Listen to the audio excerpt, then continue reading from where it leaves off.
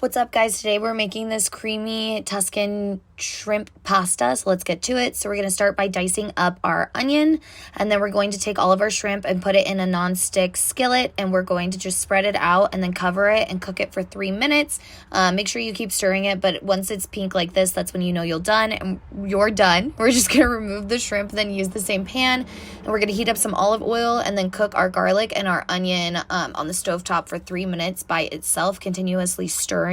And then they should get like a little bit browned, and once they do get browned like this, that's when we're going to turn the heat down a little bit, and we're going to add in our chicken broth, and then we're going to add in our coconut cream, wow, and then our dry seasonings, and then our dairy-free yogurt.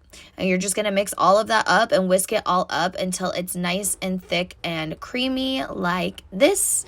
And once that's done, it'll take probably about 5 or 6 minutes. We're going to put our sun-dried tomatoes and our spinach, and then we're just going to mix that until the spinach wilts. And then we're going to add in our pasta, and then we're going to re-add in our shrimp. And then you're just going to mix everything together until it's all heated through, and that's literally it. This was so simple and super quick and like a lot of food and nutritious. Bon appetit, y'all.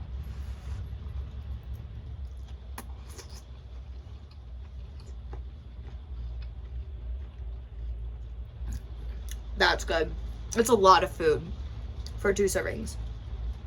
You could probably make it 4, but just be prepared for a lot of food. That's delicious.